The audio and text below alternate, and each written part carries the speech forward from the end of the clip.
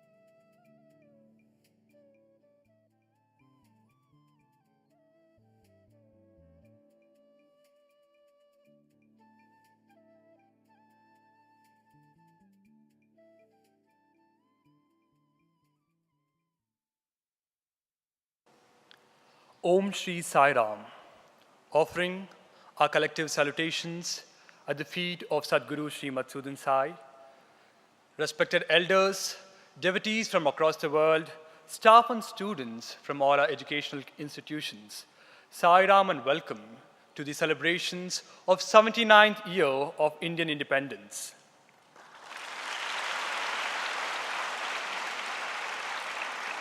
This year's Independence Day celebration is unlike any other. For the very first time, staff and students from all our campuses have gathered here at Sathya Grama on this momentous occasion, which also marks the commencement of the glorious centenary celebrations of our beloved Bhagwan Sri Sathya Sai Baba.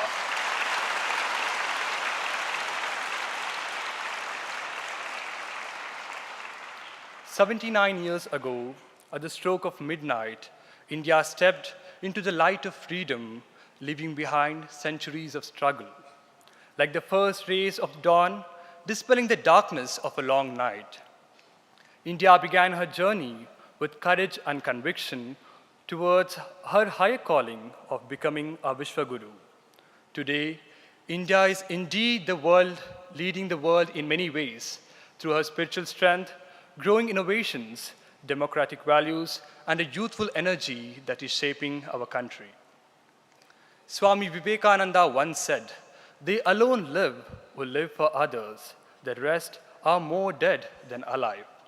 These words remind us that true freedom is not just about what we get, but about what we give to our country and to our community. Sadhguru is leading and showing all of us what it means to live for others by providing free quality healthcare, education, and nutrition, while also guiding all of us towards self-realization. As his students and disciples, it is our responsibility to carry forward his vision and to be a part of building a better nation. Now, we will have two of our students share their thoughts with us. Our first speaker is Sister Sneha Jeevi. She hails from Belagavi, and she is currently pursuing her grade 10th in Sri Sathya Sai Sriniketanam, Jaipura campus. Sister Sneha.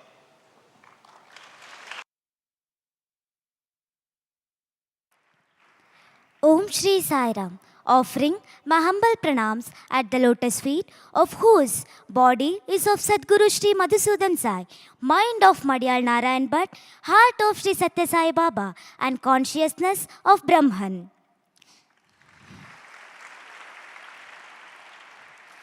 In the heart of this paradise, where the skies are clear, we all gather here to celebrate the Day of Independence so dear. A day when dreams of a nation took form and new independence was born in the storm. Today marks the day when India broke free from the shackles of British colonial rule, a rule that has nearly led us for 200 years, draining our wealth, suppressing our voices, and silencing our souls. Yet, the great souls of India refused to be defeated. Through non-violence, resistance, and sacrifice, our ancestors led a historic national movement that finally gave birth to an independent India on 15th August 1947. Since then, on this very occasion, we all come together to commemorate our freedom struggle, our freedom fighters, and the freedom. As we all know, India lacked in unity and confidence. Then arose the idea where the mind is without fear and the head is held high, strengthening confidence through right reformations and spreading awareness about national movement through novels, articles, journals, and talks, thus awakening the consciousness in millions. The India that we see today was not the India before. It was filled with poverty, colonized under ruling classes, and hardly had any technology. But today, I admire my motherland, which stands as a global leader in terms of technology, space exploration, and also enriching the world with its rich culture, literature, and arts. Despite all the progress that India has achieved, a question still echoes. Are we truly independent today? While, as a nation, we have achieved freedom, but many in our interior society still struggle with hunger, homelessness, and hardships. This reminds us the battle for freedom is still far from over. To feed the hungry, reach the poor, and to educate the underprivileged, the global humanitarian mission, with the blessings of Divine Master Bhagwan Sri Sathya Sai Baba, is now led by Sadguru Sri Madhusudan Sai, which is working with unwavering commitment and concern. This mission has the vision to bring individuals on the path of self-realization and help them in discovering the true purpose of their life. that is Atmano Mokshartham Jagathitaycha. I would like to conclude by saying, let love and kindness be our way, bringing joy to each other's day. In unity, let's rise and stand, and together we will heal this holy land. Thank you. Jai Sai Ram.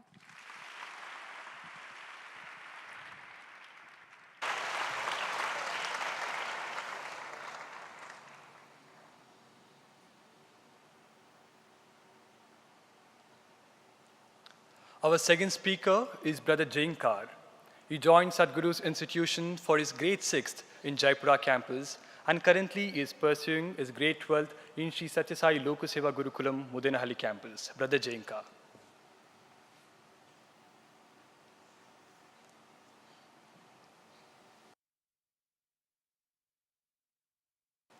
Ratnakar दौत पदाम Himalaya किरीटिनीम ब्रह्म राज्य श्री रत्नाढ्याम वंदे भारत मातरम वंदे भारत मातरम. I bow down to Mother Bharati, who's crowned the great Himalayas, whose feet is washed with the vast oceans. I bow down to her, who is the very embodiment of the land of wisdom. I offer myself at the lotus feet of our Master, Sadhguru Sri Madhusudan Sai, respected elders, brothers and sisters, Sai Ram and Namaste.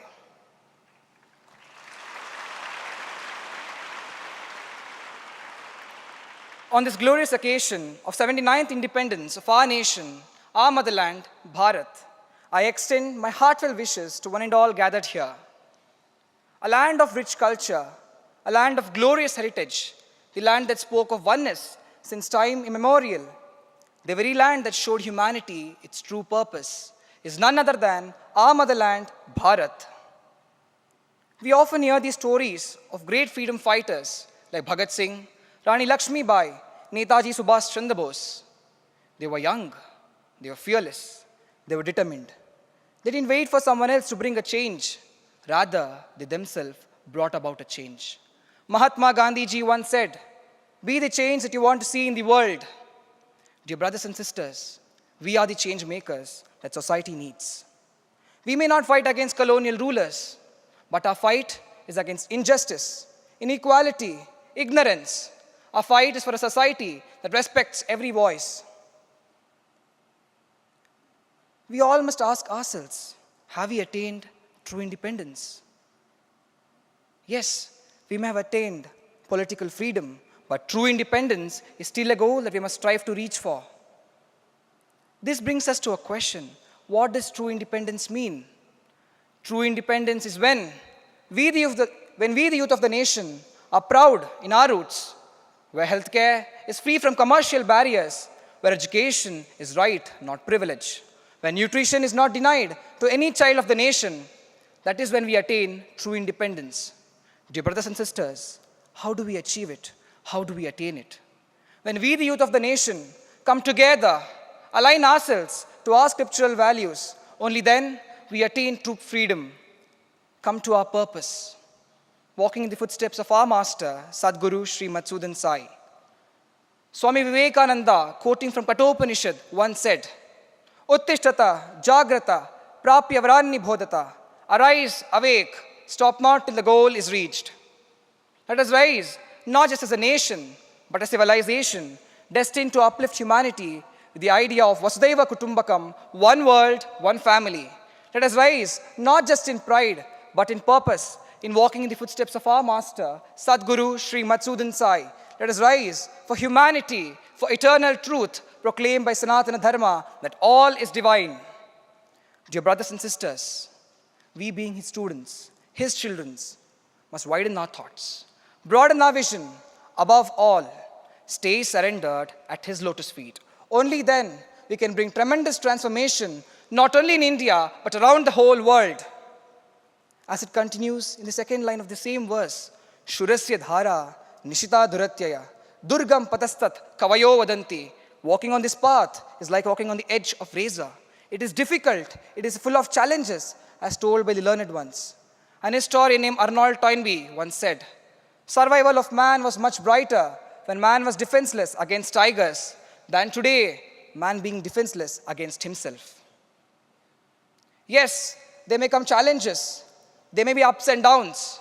We must rise above, commit ourselves to higher cause, which is Atmano Mokshartam Jagatitayacha, emancipation of self and upliftment of society. Only then we attain our true purpose of true independence. We, students of this glorious institution, must be aware of the opportunities that we are entrusted with. We must develop ourselves so that we can grow well, contribute to the society in better capacities. We must grow tall as trees, widen our branches, and deepen our roots. Only then we can provide shade and nurture many more. Sadhguru quite often says, if not now, then when? If not here, then where? If not by us, then by whom? It is now, by us the students of Sadhguru, at this very land of Karma Bhumi, Yoga Bhumi. Let's strive to work hard with his guidance and make a world a better place to live. Thank you very much. Jai Hind, Jai Sai Ram.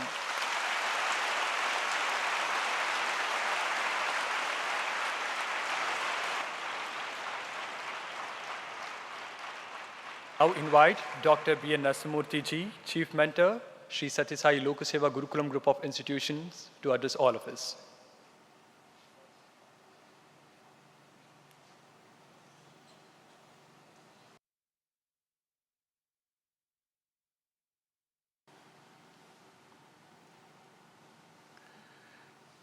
Most beloved Sadhguru, very dear brothers and sisters from many parts of the globe, students, boys and girls, ಮೊಟ್ಟಮೊದಲಿಗೆ ನನ್ನ ಎದುರಿನಲ್ಲಿ ಪ್ರತ್ಯಕ್ಷವಾಗಿರುವ ವಿದ್ಯಾರ್ಥಿನಿಯರ ವಿಶ್ವರೂಪಕ್ಕೆ ಪ್ರಣಾಮಗಳನ್ನು ಸಲ್ಲಿಸುತ್ತೇನೆ.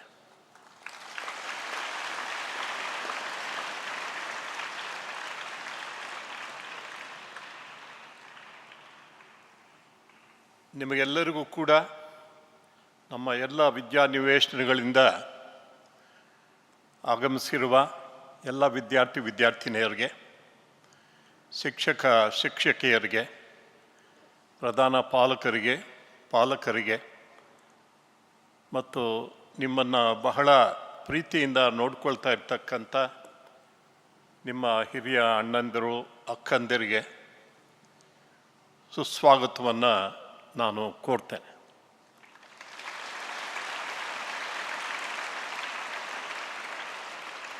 ನಿಮಗೆ ಇಲ್ಲಿ ಸೌಕರ್ಯಗಳು ಸಾಕಷ್ಟು ಇಲ್ಲದೇ ಇರಬಹುದು, ಆದರೆ ನೀವು ಅದನ್ನು ಹೊಂದಾಣಿಕೆ ಮಾಡ್ಕೊಳ್ತೀರಿ ಎಂಬತಕ್ಕಂಥ ವಿಶ್ವಾಸ ನಮಗೆಲ್ಲರಿಗೂ ಇದೆ.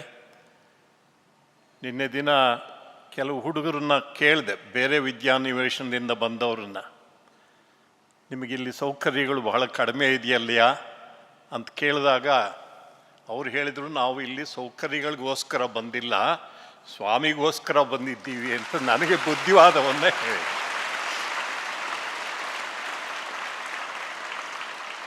For the sake of those who don't understand this mellifluous Kannada,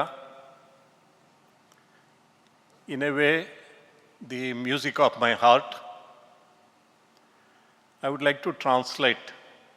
We see here today the cosmic form of Sadhguru Sri Madhusudan Sai in the form of all our students and boys and girls who have come from all our campuses.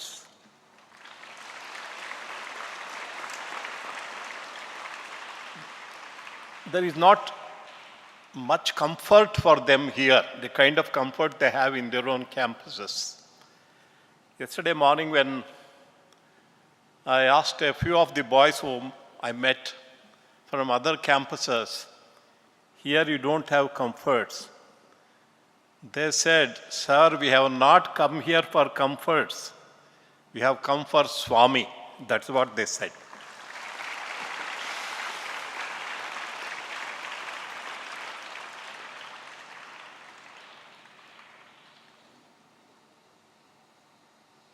Uttaram yat samudrasya himadreschaiva dakshinam Varsham yat Bharatam nama Bharati yatra santatihi.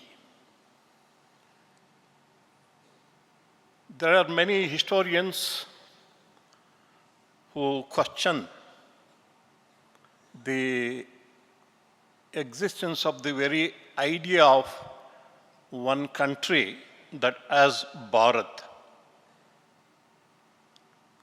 This shloka which I quoted just now is 5,000 years old. We find this shloka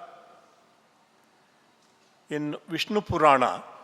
In fact, it is the first shloka of the third section of the second chapter of Vishnu Purana, which was composed by Bhagavan Vyasa 5,000 years ago. He is also the composer of Mahabharata. Possibly he wanted to define what Bharata is and said this. The very fact that this particular shloka comes from Vishnu Purana, it points out there is more of spiritual significance than geographical significance which this shloka describes. Uttaram yat samudrasya, the land that is to the north of the ocean. Himadraschaiva dakshina, the land to the south of the great Himalayan mountains. This country bears the name Bharata. And the people who inhabit, the children of this country, are Bharati, or Bharatiyas, we may say. Therefore, this idea of Bharat is many thousands of years old.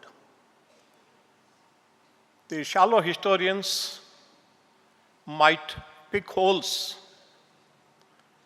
in the kind of narrow parochialism which is haunting our country today in the name of religion, caste, and language. See, that is what we need to set right. As citizens of this country, we need to set right that. Before I venture into the main topic which Swami has asked me to speak just now, I would like to congratulate Zenkar and Sneha. Zenkar's talk was real Zenkara. Zenkara means the twang of the strings of a bow on a battlefield. The twang.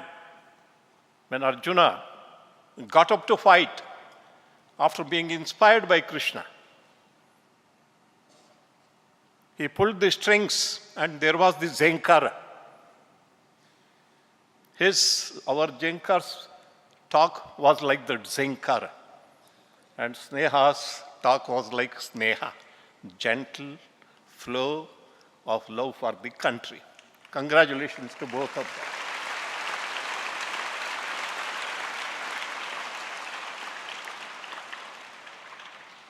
Their talks were worthy of their master, Sadguru Sri Madhusudan Sai. Their talks are worthy of their God, Bhagavan Sri Sathya Sai Baba, who was a very, very great patriot. Apart from being God and lover of humanity, he is the greatest ever patriot I have seen in my life. And these talks are worthy of the great founder of these institutions, Reverend Anna Madhyal Narayan Bhatt. He was another great patriot who really inspired me when I was a boy of 19 years. In fact, he thought about the problems of this country in great depth. He understood the history of this country first. Ours is not just a geographical entity. It is a spiritual creation of God to become the beacon of light for the whole world. Which other country declares and proclaims?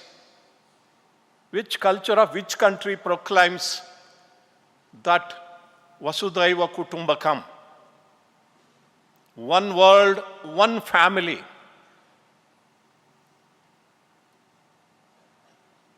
If there is a country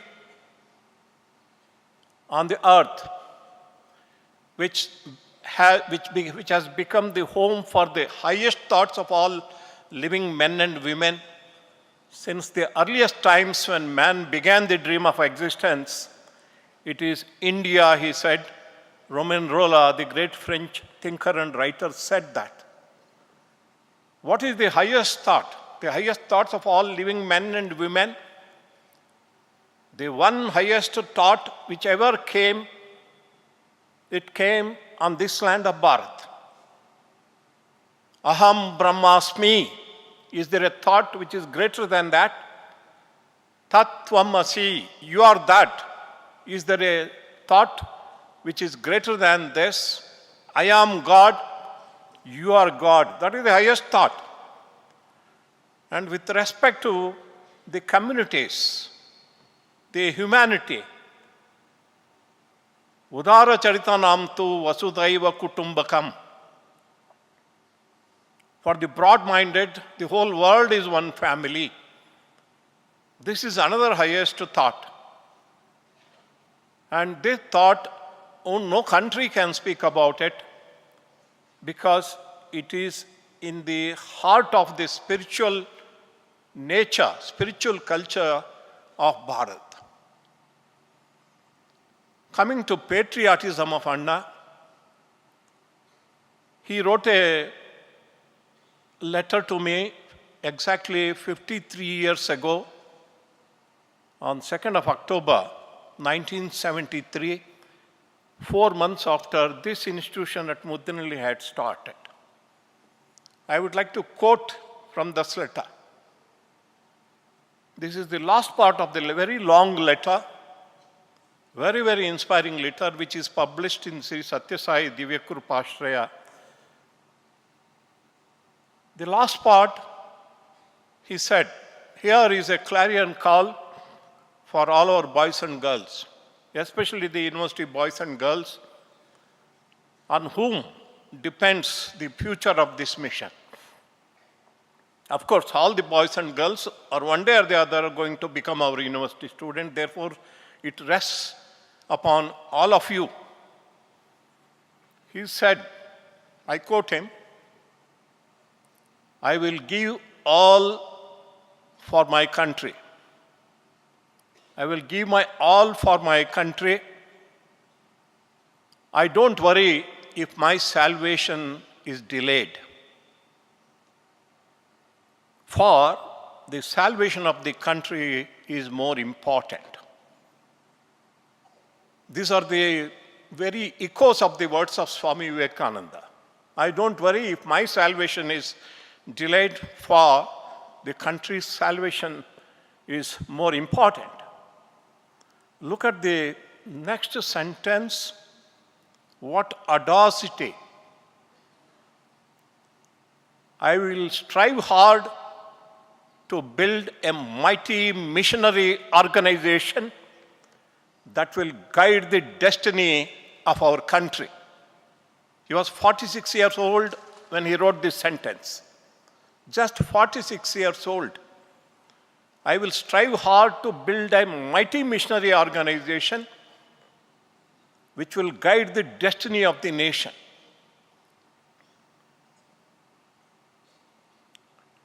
And then he speaks about a premonition which he had. Being a divine personality, he knew when his end was coming. He said, God, that is Baba, may snatch me away from this world in the middle of the realization of my dream. He said it 4 years after that, he shed the mortal coil. All of us know that. And he continues, but you are all there. You will be the torchbearers. You will light a myriad lamps when I am gone. Then he said, even if I fail, it is a magnificent effort worthy of great heroes. Even if you fail, this is what he wrote to us.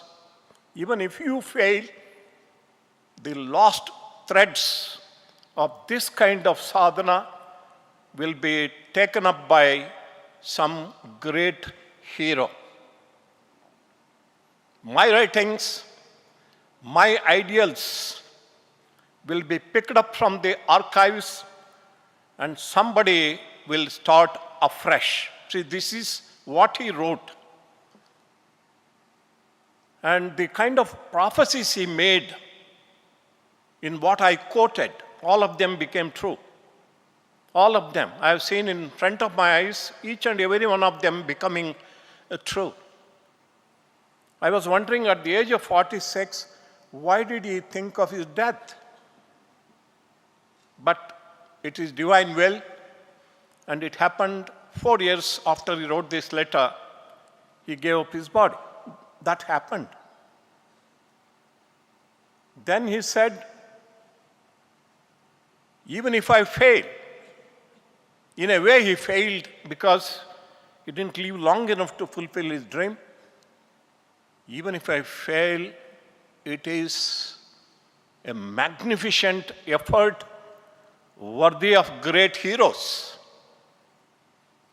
The lost threads of this kind of sadhana will be picked up by a great hero. And today, a great hero has picked up this dream, this mission, the strings of the mission. All of you know who the hero is. Hero is sitting right in our front, in front of us.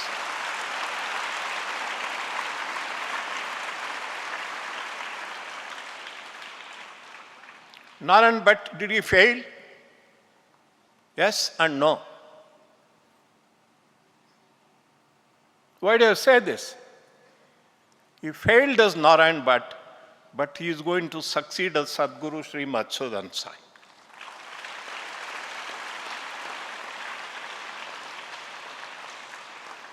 Our boys and girls, please note this sentence. I will strive hard to build a mighty missionary organization that will guide the destiny of this nation. Only a person who sacrificed and dedicated everything at the altar of the motherland and who has understood the music of the deepest soul of this country can build such a mighty missionary organization. Can you imagine?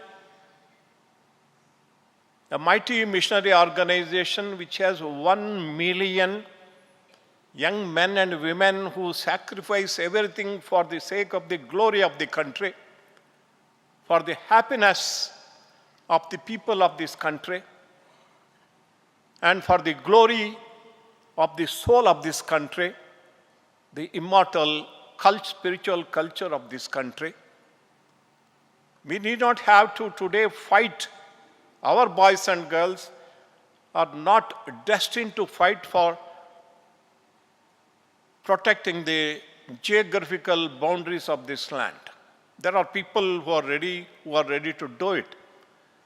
But what Sadhguru wants from our boys and girls, you should become an army of soldiers who will give up your life in service and propagation of this great culture of the country, which is now required to resound all over the world if the humanity has to survive.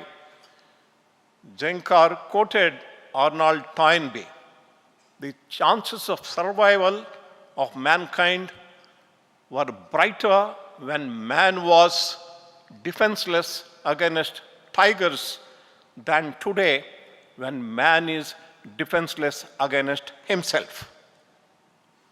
Man was safe when he was defenseless against tigers, when he didn't have weapons to fight against tigers. Today he is most unsafe because he is defenseless against himself. See, this is very important. Only a spiritual salvation. It may look like a mundane problem, but some mundane problems do not have mundane solutions. Some mundane problems have only spiritual solutions.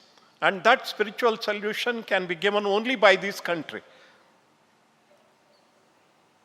Only by the Upanishads, which carry the highest proclamations of mankind, the whole of mankind. In fact, Upanishads do not belong to India, they belong to the whole world. And today we have with us a leader. See, this is most important for our boys and girls. Jenkar also made one point. All that we need to do is to just surrender to Sadhguru. Surrender to Sadhguru, boys and girls, and you will become great heroes. And heroes and heroines, you will become great heroes and heroines. And history will remember not only the history of Bharat, the history of the whole world will remember you as redeemers. With these words, I conclude and pray to Sadhguru Sri Madhusudan Sai for his Benedictory address on the 79th Independence Day of our great and glorious motherland. Thank you very much. Sairam to you.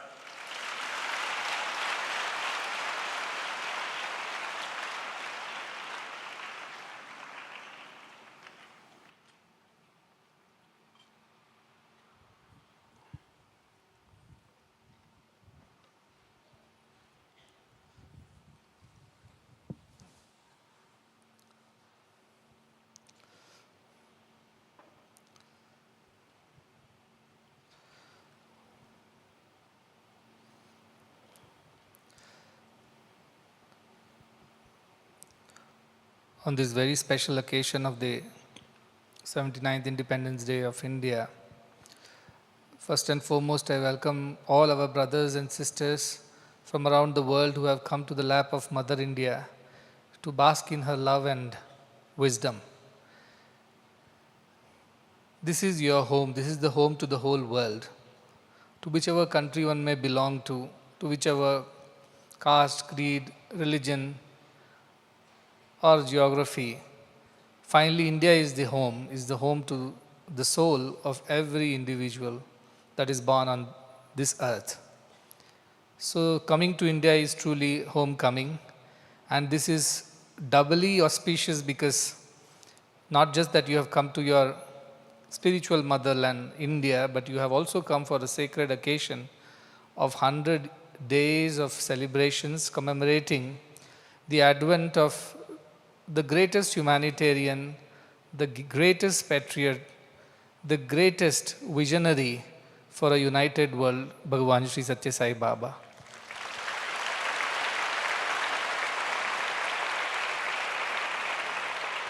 And while we had decided to celebrate it for only 100 years, 100 days for the 100th year, someone said in Indian philosophy, we never close a number as an even number. We leave it as an odd number. So instead of 100, make it 101. Because adding another one is like opening up a realm of possibilities, infinity, eternity, to this occasion. Considering that suggestion which had come from Dr. Sonal Mansingh while I was in Delhi, we thought why not add a day extra, and today is the first day of the celebrations, and how wonderful that it coincides with the celebration of the independence of this great nation. So it's no more 100 days, it is 101 days starting today till 23rd of November. And let that celebration of not just the life of service to humanity and the greatest embodiment of wisdom, but let that be a celebration of the continuity of this great mission, which has been passed down from several sages and saints, avatars and great ones, to us today, the children of this world, to carry forward the great legacy of love and service. So it's a happy occasion that we all are here, and what makes me even more happy is all our children from all the campuses are here and are going to be here for continuous 101 days starting today.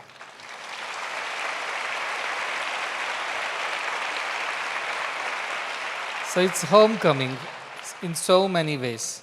Coming to your physical home, this institution, or coming to the motherland, India, your spiritual mother, your spiritual home. In every way, it is a wonderful occasion to have all of you here together to celebrate this momentous occasion, both of the independence of this country as well as the commencement of the 101 days celebrations.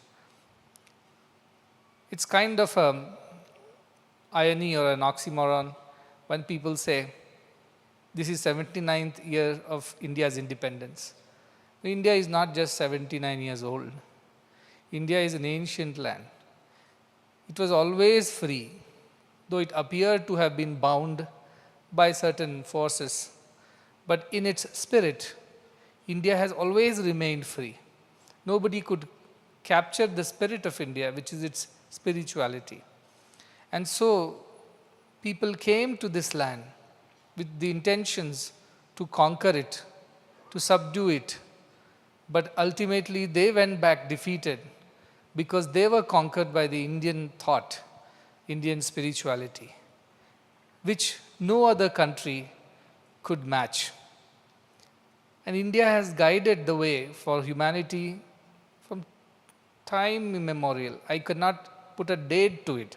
So saying it's 79th year of independence, while it is politically correct, but to me, such a thing does not exist at all, because India was always free in her spirit, and that is the reason why India always survived. I met a very prominent social leader some years ago who was working in very difficult remote parts of Northeast to promote Indian spirituality, culture and social values, which sometimes is at risk because of the onslaught of the modern ideas, westernization, and also some religious dogmatism. So when I asked him, what will happen to Indian culture and India's thought when so many other divisive forces are at work, especially in the remotest parts of our country and the border states? He said, in my 30 years of working in such remote areas, one thing I have understood clearly: India can never die. Whoever tries whatever, India is eternal, and she can never die because her spirit is so strong. And that gave us a lot of relief to hear from somebody who has spent decades protecting the culture and spirituality of the country, saying that while we work very hard at the grassroots, but we know in our heart of hearts that come what may, India's strength is its spirit, the spirit of oneness, its wisdom, and the spirituality. So India can never be conquered, it can never be diminished, she can never die. That was music to my ears. And today, when I have traveled several parts of this country and the world, I can only second him, because that is the truth. We are eternal because we are born of this idea which is eternal. And the eternity of soul is the spirit of India. It can never die. Yes, economic changes may happen, social, political leadership changes may happen, but its spirit of oneness, the idea of all being divine, is so strong and it's so undying that whatever one may try, this spirit will keep this country alive. Until this spirit is alive, this country is alive, the world is going to go on. Today it looks very difficult when you look around that even in 21st century we are still facing such challenges that we should have overcome long ago. But we are still fighting against each other. There are countries at war. There are people starving and dying. They are being denied basic necessities of life for want of it or because of the greed of it. Whatever be the reason, we still live in a world which is so chaotic and so divided. Yet we sit here celebrating a nation, a land, a thought that gives us hope. Hope for better humanity. And we are here to celebrate this hope for better humanity in the form of the World Cultural Festival, which starts today. But to me, culture is simply concern for others. When we as humans are concerned about everybody, the trees, the animals, the birds, the humans, then we truly become cultured. So while we celebrate the cultural festival, we remind ourselves of the great idea of India, which taught people live and let live. There is every human or every being on this planet has a place, and we must respect that. That idea itself of non-violence, of acceptance, not merely tolerance, and respect for all forms of life, that is Indian. Because in everything we see God. Don't we worship the trees and the rivers and the mountains and the stones and the sky and the earth and humans and the divine? Because we see the divinity in everything, and that is the idea of India, which can never die. While we can take refuge in this thought that India's philosophy is so strong and eternal that it can never die, at the same time, to make it known, to make it understood to the younger generation, institutions like ours must plow on. Today, as I see all these children sitting in front of me, I see the future of not just the country, but of the world in their eyes. Not merely the words that they speak, but the spirit that they carry within themselves, which is the spirit of India. That is the hope for the future of the world.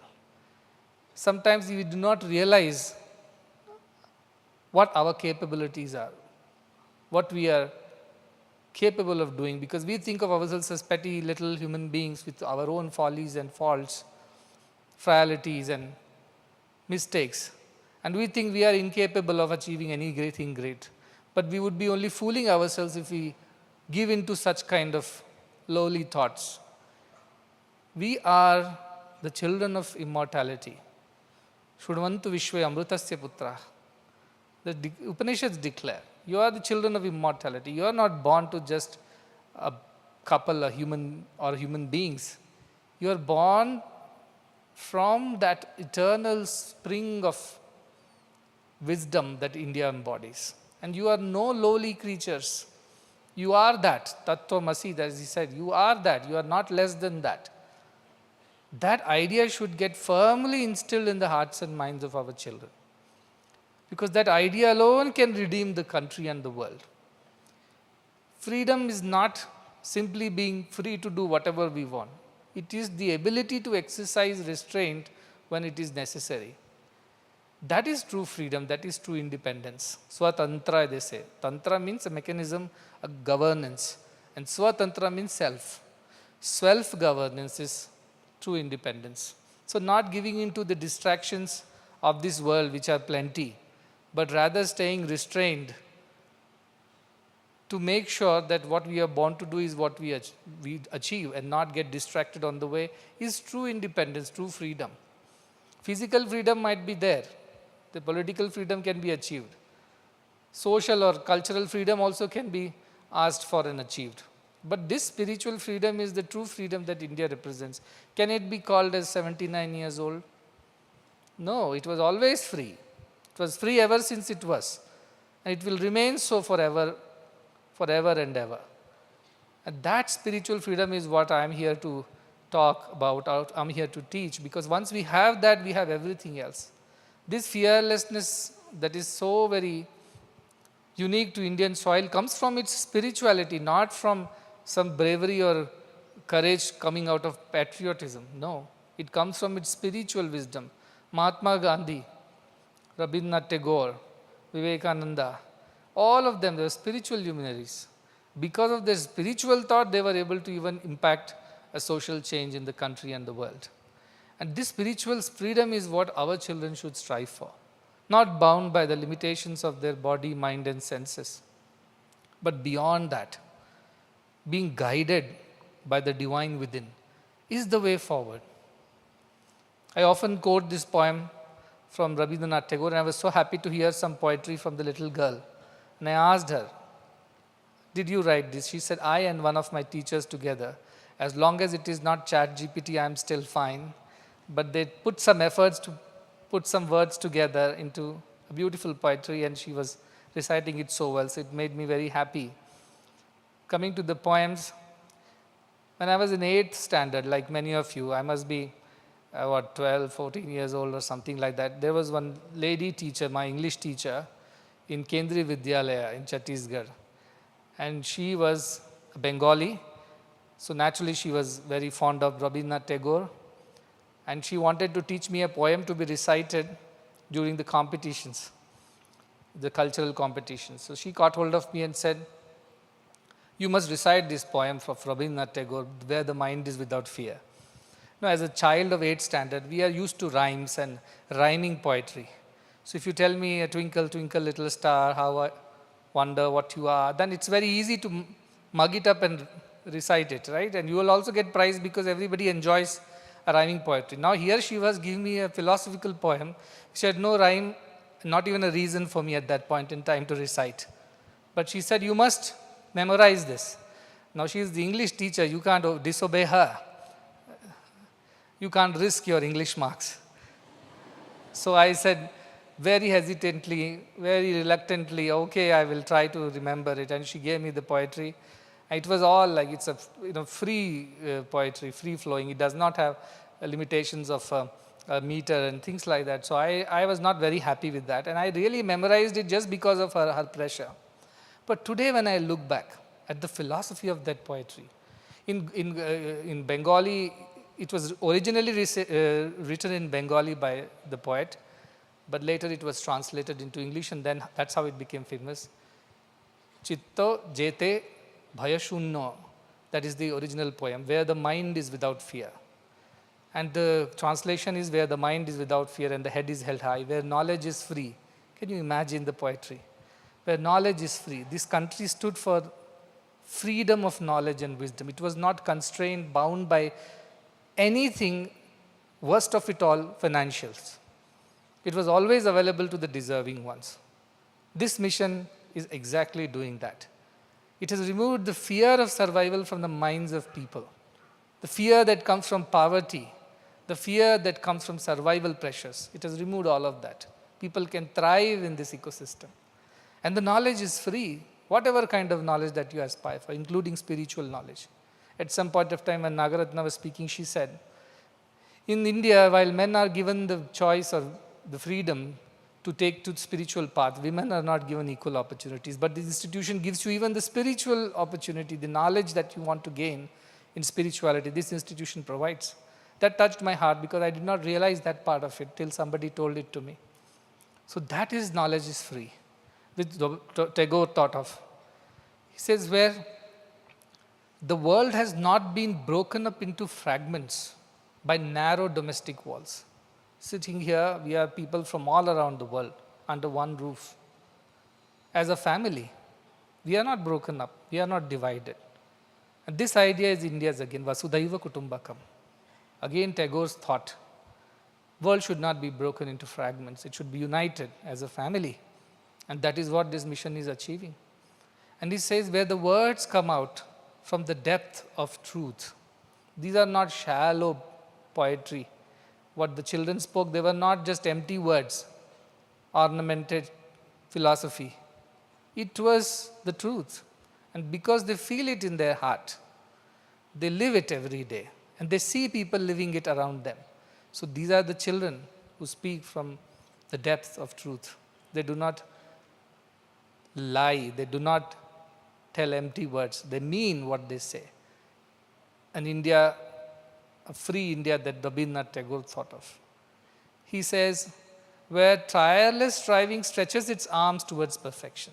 In every aspect of this institution building, there is this striving for perfection. I would not dare say that we are perfect, but we are always striving to do the best that we can for everyone that we come across.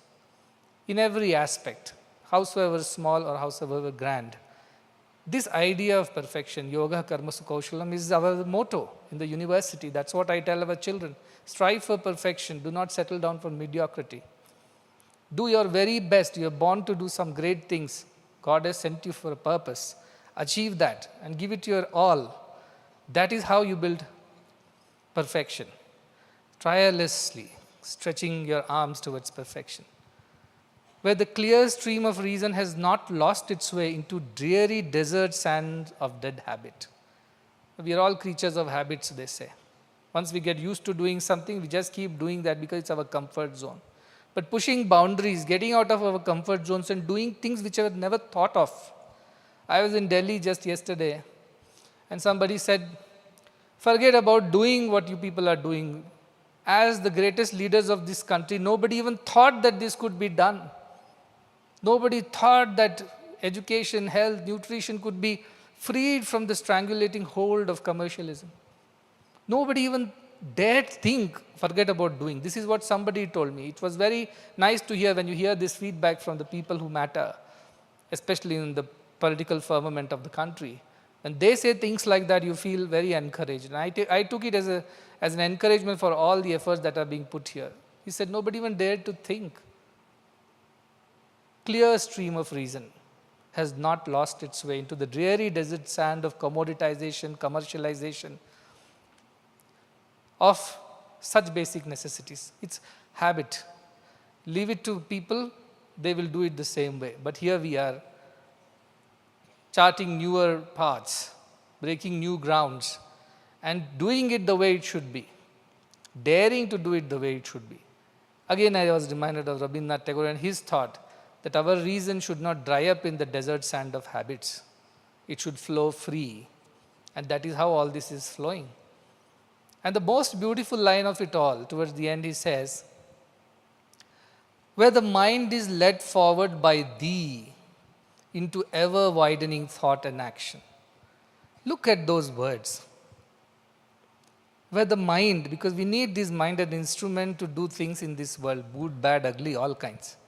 But when the mind is not led by our egotism, not led by our individuality, but is led by thee, the divine within, Swatantra, that's when great things happen. And he says, where the mind is led forward by thee into ever-widening thought and action. It's expansion, it's not contraction, it's not selfish. When God thinks through us, He only thinks selflessly. He does things selflessly. And that inspiration that comes from within, the divine within, is true freedom. Because it teaches us to do the right things. It teaches us to be selfless and fearless. And that is the idea of India, which has always been led by thee, led by God, led by the divine. Why? Because our sages and saints led us forward. They were inspired by divinity. And Guru Parampara is a known thing in India. In every house, there is a Guru who has guided them. That is how India has survived so many, millennia of onslaught of invasions and other issues. Because there was somebody who was spiritually enlightened who guided the minds of people. And that is how India is going to be eternal and forever. Because there is always an enlightened soul somewhere guiding its path. When I look at that poetry in the 8th class, I understood nothing of it, let me tell you. I was actually quite upset and perturbed that I'm not going to win a prize. And actually, I didn't win a prize, but she was kind enough to give me a 3rd prize because otherwise I would have complained. Because she was a part of the jury. And I had done what she asked me to do. So I deserved a prize, I thought. But the others told very nice poems. I remember the first prize went to Daffodils by William Wordsworth. And that was a nice poem, good English, rhyming, simple on the ears, easy on the ears. But mine was like 8th class fellow telling philosophy to the world. It didn't go very well. But then today, I thank her for having taught me that poem, because every day I think through the lines of this poem. It inspires me because we are not just reciting it anymore. We are living it every day. And that thought that India should wake into that heaven of freedom, my Father, let my country awake, he prays to the Lord, to God. And today we are awakening into that heaven of freedom. At least Muddenahalli is a small heaven that we have created by our efforts, the heaven of freedom, where children are free to be themselves. They're free to study, they're free to learn, they're free to do what they're born to do. Where doctors are free to serve without the constraints of economics. where people are free, women are free to pursue the path of spirituality without being bound by the social constraints, where everybody is free to do their heart's will, to be led by Thee. This is the freedom. This is the heaven of freedom. And I believe that if we put enough efforts, this heaven will expand. It will widen. And it will embrace not just this country, but the whole of humanity, the entire world. If only we be led by Thee, our minds be led by Thee. If we all become spiritually enlightened, we all will be led by Thee. Because God is within each one of us. Hriddeshe tishtati Arjuna. Krishna says, Ishwara sarva bhutanam, but Hriddeshe, He lives within the core of your being. And being in touch with that core, that divinity is true freedom, because then you are not bound by these social constructs, you are not bound by these false narratives of body, mind, and all kinds of ambitions. You are free to follow your heart. And that freedom is what we strive for. Yes, as country, we have come a long way in these 79 years. We have built a very strong nation. Poverty is much lower than what it was when we got the independence. Technologically, in every field. The other day I was in a pharmaceutical company. There were days when we begged for medicines and vaccines from the Western nations. Today we provide them all. We have built great institutions of excellence in every field. Name it and you have it. And it is Indians who are in the world everywhere who have led great organizations. Some of them very significant ones. None of this has happened just like that. It's because of this spirit that guides us all the time. And to every scientist and to every great achiever of this country, if you go and ask, you will find God in his altar somewhere. He might not say it in the open, but that is what he believes in, and that is how they are guided. Because India's spirit is India's divinity, and India's divinity is eternal, it cannot die. This flame of divinity cannot be extinguished by the winds of change. And that is the country that we are sitting here today in. Whether we are born here or we are not born here, India is not its geographical boundaries, is what Narasimhaji said just now. It is this idea. It is this idea of the supremacy of spirit above all material things. And every Indian, at least to begin with, must know this. Our education system must reform itself to teach these truths to our kids. They cannot grow up in a lopsided education system which only teaches them the matters of the body and mind and does not touch upon the spirit, the indwelling one.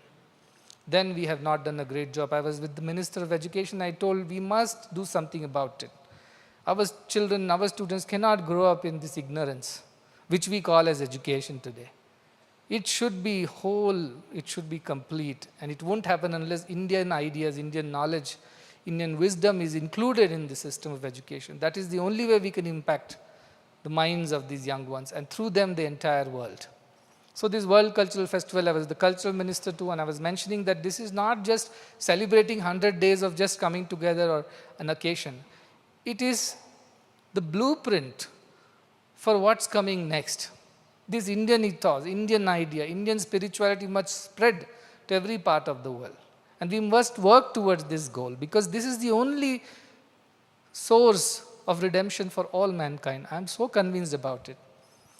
Because unless you know who you are, unless you know your spirit, unless you are guided by the divine, whichever country you are a part of, you can never be independent.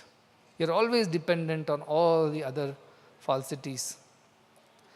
You have to be independent only when you are guided by the divine within. And divine is sitting there to guide all of us. It's up to us to seek that guidance by surrendering, submitting our ego, our mind, our emotions, thoughts, all our ideas and ambitions. When we place it at the feet of the divine, then he speaks.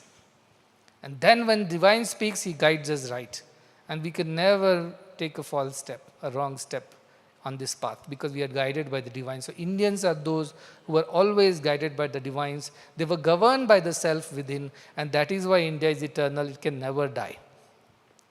I appeal on behalf of the great ancestors of India who have worked tirelessly to continue this great legacy of spirituality and service, who never gave up on this dream even if their bodies died, because they knew the eternity of the spirit, and they knew that this idea that they have released into this universe will never die, will never perish.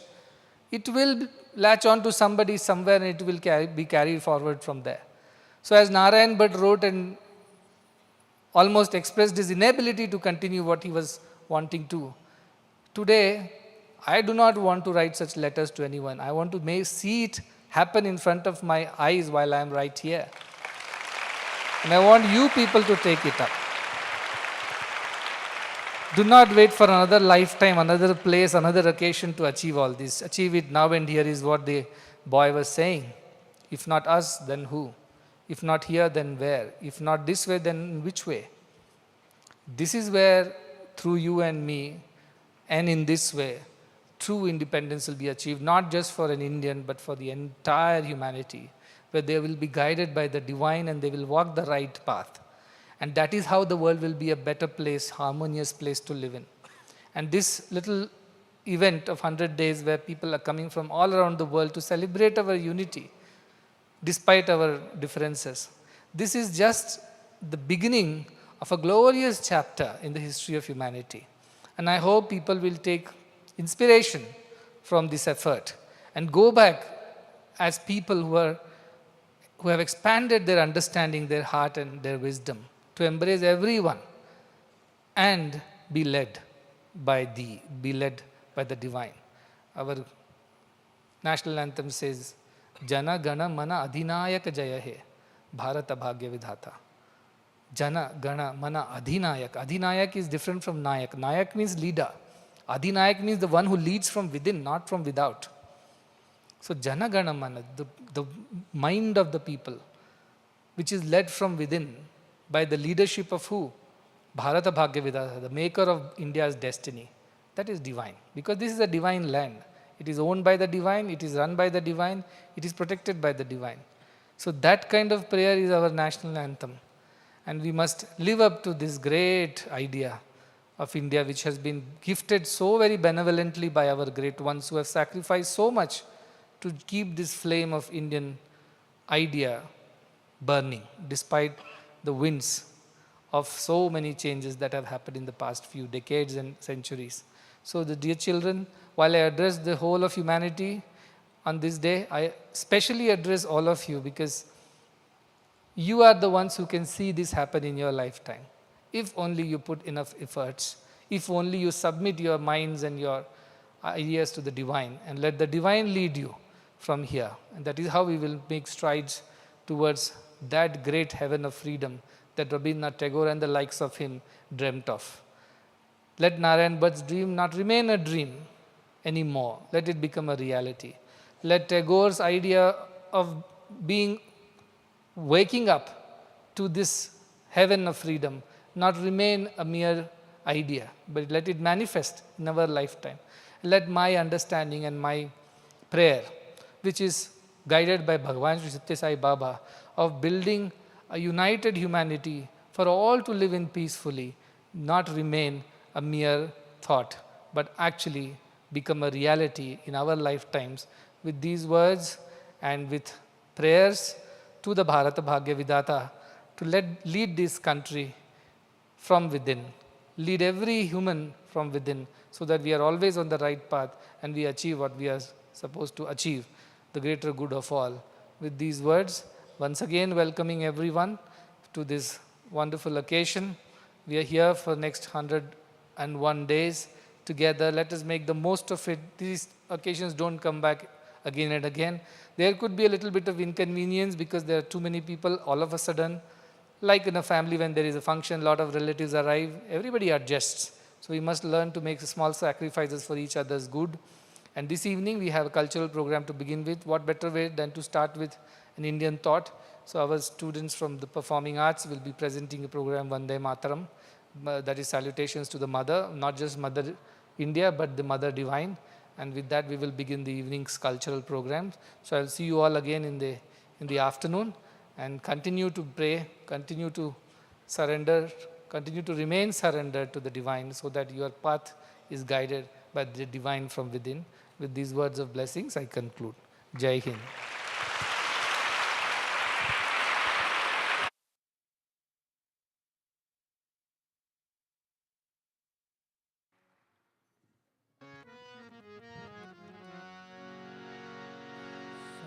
सर्वसुगुणसिन्धवे सकलसुजनबन्धवे सर्वसुगुणसिन्धवे सकलसुजनबन्धवे गुरवे मधुसूदनाय महितमङ्गलम् सद्गुरवे मधुसूदनाय महितमङ्गलम् दीनदुःखितपोषकाय दानधर्मप्रेरकाय दीनदुःखितपोषकाय दानधर्मप्रेरकाय सर्वलोकहितरकाय सर्वमङ्गलम् सद्गुरवे मधुसूदनाय महितमङ्गलम् वेदनादवर्धकाय विश्वशान्तिस्थापकाय वेदनादवर्धकाय विश्वशान्तिस्थापकाय ब्रह्मज्ञानबोधकाय दिव्यमङ्गलम् सद्गुरवे मधुसूदनाय महितमङ्गलम् सदयहृदयराजिताय सुमनसदनशङ्कराय सदयहृदयराजिताय सुमनसदनशङ्कराय शरणमुक्तिकारणाय मोक्षमङ्गलम् सद्गुरवे मधुसूदनाय महितमङ्गलम् सत्यसाई अप्रियाय सत्यप्रेमविग्रहाय सत्यसाई अप्रियाय सत्यप्रेमविग्रहाय नित्यशुद्धनिर्मलाय मोक्षमङ्गलम् सद्गुरवे मधुसूदनाय महितमङ्गलम् सद्गुरवे मधुसूदनाय महितमङ्गलम् ॐ जय जगदीश हरे स्वामी सत्य साई हरे भक्तजनाय संरक्षक भक्तजनाय संरक्षक पति महेश्वर ॐ जय जगदीश हरे शशिवदना श्रीकरा सर्वाप्राणपते स्वामी सर्वाप्राणपते आश्रितकल्पलतिका आश्रितकल्पलतिका आमर्भाधरा ॐ जय जगदीश हरे मातपिता गुरुदेव मरियन्तरुनीवे स्वामी मरियन्तरुनीवे नाद ब्रह्म जगन्नाथ नाद ब्रह्म जगन्नाथ नामेकाश्रयना ॐ जय जगदीश हरे ओंकाररूप ओजस्वी साई महादेव सद्गुरु साई महादेवा मंगलहारति अमृतो मंगलहारति अमृतो मंगलदीपाय ॐ जय जगदीश हरे नारायण नारायण ॐ सत्यनारायण नारायण नारायण ॐ नारायण नारायण ॐ सत्यनारायण नारायण ॐ सत्यनारायण नारायण ॐ जय सद्गुरुदेवा नारायण नारायण ॐ सत्यनारायण नारायण नारायण ॐ नारायण नारायण ॐ सत्यनारायण नारायण ॐ नारायण नारायण ॐ जय सद्गुरुदेवा नारायण नारायण ॐ सत्यनारायण नारायण नारायण ॐ नारायण नारायण ॐ सत्यनारायण नारायण ॐ सत्यनारायण नारायण ॐ जय सद्गुरुदेवा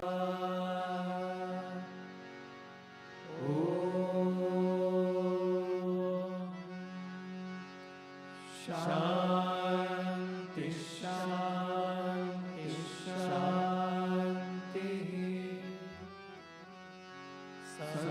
समस्तलोका सुखिनो भवन्तु समस्तलोका सुखिनो भवन्तु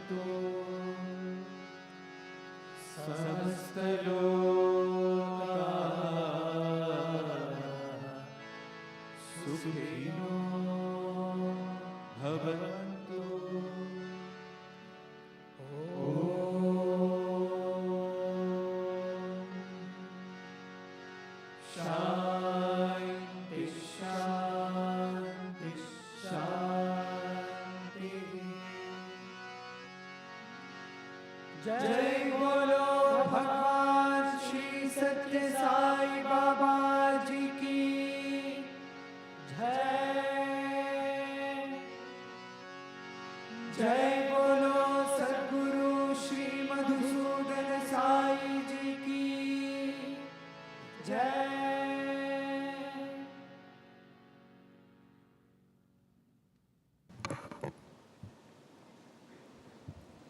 Sai Ram. We request everyone to be seated by 4:30 p.m. for this evening's program. I repeat, we request everyone to be seated by 4:30 p.m. for this evening's program. Thank you.